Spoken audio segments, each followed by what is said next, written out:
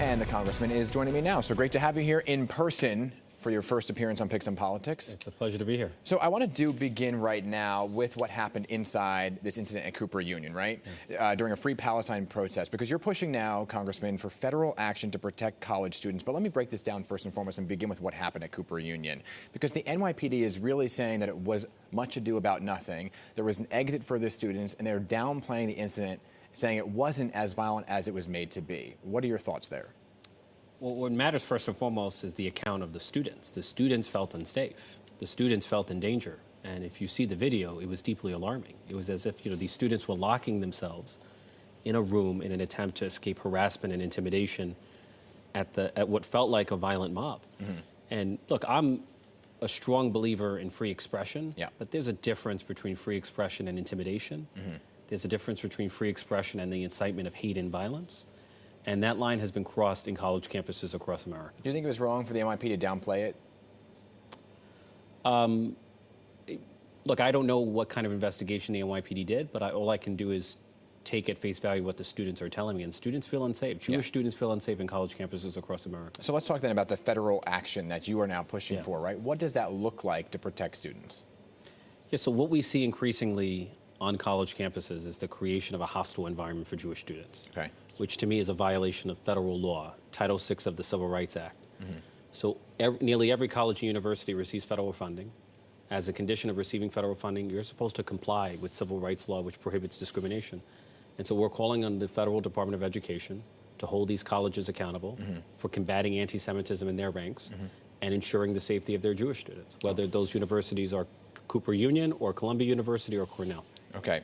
When you look at the totality of what's playing out, do you, Congressman, believe that Israel and Palestine can coexist? I do. I think in history, we've seen enemies become friends. Mm-hmm. The United States and Vietnam were enemies a few decades ago in the Vietnam War. We are now close allies. Vietnam is one of our closest allies in the Southeast Asia. If you think about which two countries were the cause of aggression in the 20th century, Japan and Germany are now our closest allies. Mm-hmm. So I never lose faith in the possibility of peace. Your Democratic colleague in Congress, though, who you often are aligned with, Ilhan Omar, she's called you out asking how many people have to die for you to be satisfied. Now, you've spoken out against those remarks, saying that you condemn them, right? What do you make of the comments that are made, and why do you feel like you're being targeted by your Democratic colleagues? Look, I stand unequivocally for Israel's right to defend itself. She introduced a resolution calling for a ceasefire without calling for the release of the hostages, which I found to be shameful. Mm-hmm. And keep in mind that no one expected the United States to enter into a ceasefire with the Empire of Japan when 2,400 Americans were murdered in Pearl Harbor. Mm-hmm. No one expected the United States to enter into a ceasefire with Al-Qaeda and the Taliban when 3,000 Americans were murdered on 9/11. Mm-hmm. So why should Israel be held to a double standard? Why should Israel be deprived of the right to self-defense that we as Americans take for granted? So let me ask you this then, the last question on this topic, because you've been a very vocal advocate, you just said so, for Israel, frequently tweeting about it, right? But there have been some protesters outside your office who feel that maybe you haven't been supportive enough of what's going on in your own district and too focused on international relations. What's your response to that? First, those protesters came from outside my district. But second, I've been the leader in the fight against the privatization of Medicare, which matters enormously to the retirees in the South Bronx. I've been the leading advocate for public housing in the city of New York for about a decade. I expressed concerns about the environmental impacts of congestion pricing in the Bronx and negotiated with the governor's office $155 million in investments. So I would invite anyone to examine my record. If you object to my record, you can feel free to run against me, and I'm confident that I'm going to win on the strength of my record. Let's talk about what's happening in Congress. What a couple weeks it's been for members of Congress, right? Finally, there is a speaker. What did you make of the choice? First, no one's ever heard of Mike Johnson.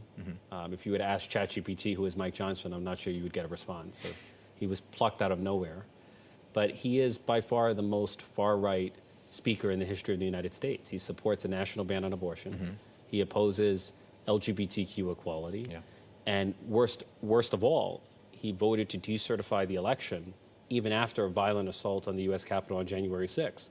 So he's an election denier who now has the power of the gavel. So after a couple weeks of this, why do you think that is who Republicans settled on?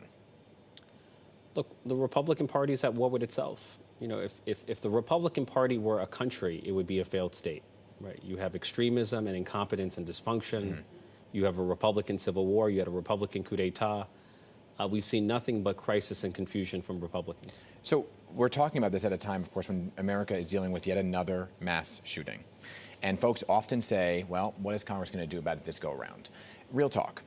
Is anything, in your opinion, going to change this time? Nothing will change if Republicans remain in power. You know, in a rational world, every gun would be registered and safely stored. Every gun owner would be licensed and professionally trained. Every gun sale would be subject to a background check.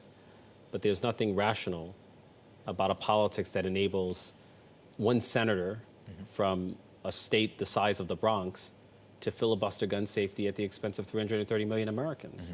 And so the epidemic of gun violence is the ultimate definition of a self-inflicted wound. We're the only country in the industrialized world that has widespread mass shootings and gun violence. Right.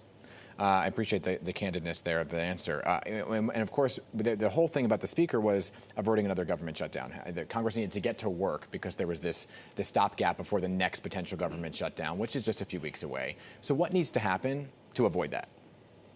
Well, we have to pass either an omnibus, a long-term, the more probable outcome is that we would pass a continuing resolution that would keep the government open for a few more weeks or a few more months. So you think that the most viable option is to pass another stopgap? That is my prediction, yeah. Not a long-term solution? It's hopefully we will get to a long-term solution, but not within the next month. Okay, it's why? I mean, we tend to negotiate longer-term budgets at the end of the year, at the end of December. But you know, the Republican House is the most radicalized that we've ever seen. We're going to have trouble negotiating a budget with MAGA Republicans. Okay, Congressman Ritchie Torres, I appreciate you being here in person, Picks and Politics. Absolutely. You're welcome back anytime, okay? Thank you, thank you.